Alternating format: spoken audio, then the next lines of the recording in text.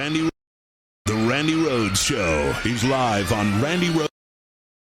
This is the Randi Rhodes Show. To speak with Randi, dial 561-270-3844. That's 561-270-3844. We're often told there's nothing to get done in Washington.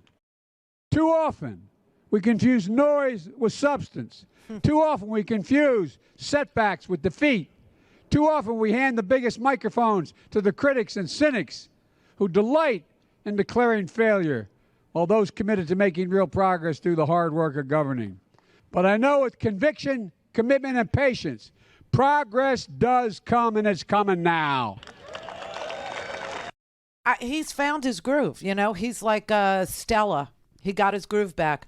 Swear to God he did. I mean, this is, an amazing turnaround in the economy. It's an amazing turnaround in investment. It's an amazing turnaround in... By the way, there's this really, really stinking long article, okay? I read the whole thing, and I wish you would read it too.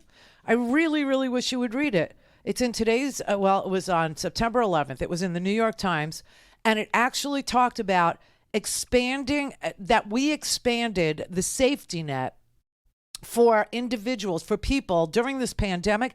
And because there was the earned income tax credit, because there are SNAP benefits, because there was a school lunch program, because there was a child tax credit, and because people got subsidies to get them through the pandemic. Do you know that child poverty in this country, and I know everybody was waiting to see what was going to happen. Child poverty in this country dropped by 69%. 69%. That is a huge, huge decrease in children who lived in poverty in America, in the biggest economy in the world. 69% we were able to reduce child poverty. Now, you know, poor children, they have worse health outcomes. They have worse educational outcomes. They have worse outcomes for home ownership and their future and education, and all those things are almost baked into the cake when they're raised in poverty. And we were able to reduce child poverty in the United States of America by 69%. America first. No, the point of these Christian nationalists is not to be Christian or nationalist.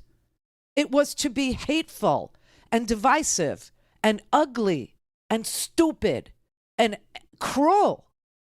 It was a license to do that. Hate and cruel and grievance. Here we are quietly fixing things. Truly fixing things like poverty. Oh, and this is a great little one too. All this is in the homework at randirhodes.com if you're interested in seeing what I saw this morning and why I'm so excited about it. But in Detroit, some of the infrastructure money is going to shut down a highway, okay? I think it's I-375. If you're from Detroit, you can correct me if I got the interstate number wrong, but I think it's I-375.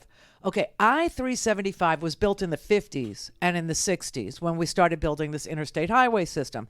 Well, in the 50s, we decided that we would build the highway system inside of and divide lots and lots of African-American neighborhoods that were prosperous, that were doing fine, that had, boulevards and businesses and restaurants and culture, all their own. Okay, everything was hunky-dory, and we decided to build the highway right inside of those boulevards and, not make exits, right? So nobody got off there. Nobody actually, would go to these restaurants because there was no exit, right? So yesterday, when I was telling you about, that they're building, yesterday Biden announced this investment in infrastructure that was going to create along the 53,000 miles of interstate highway.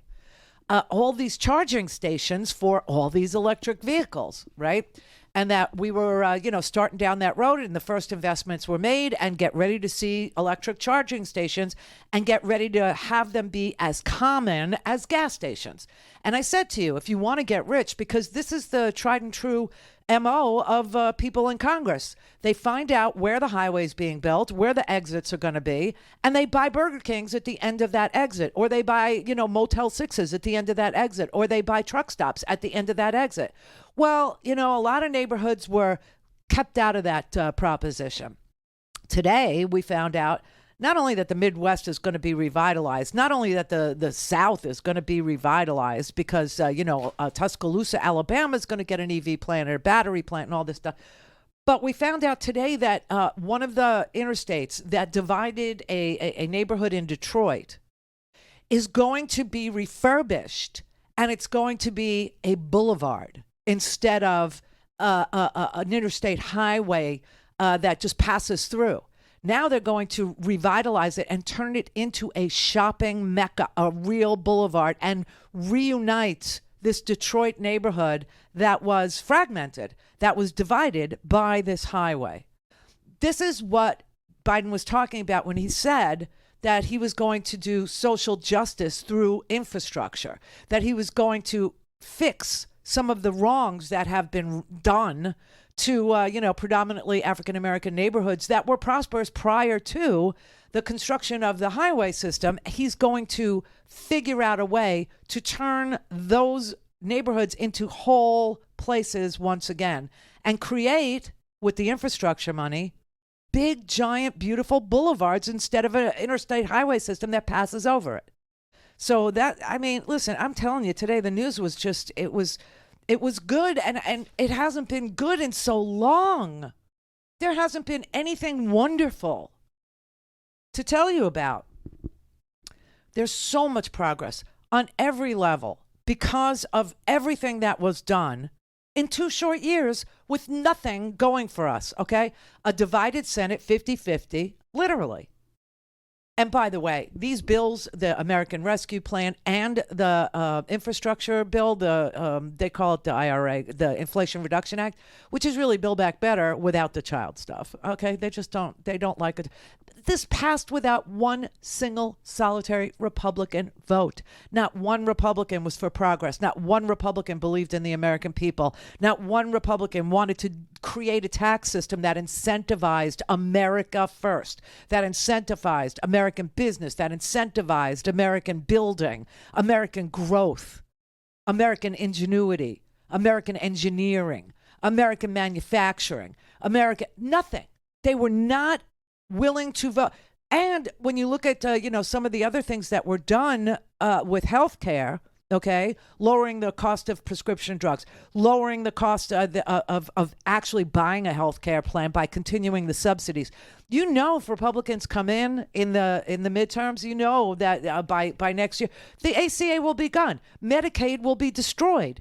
And it is exactly these things that are making American poor unpoor. This is what's getting them out of poverty.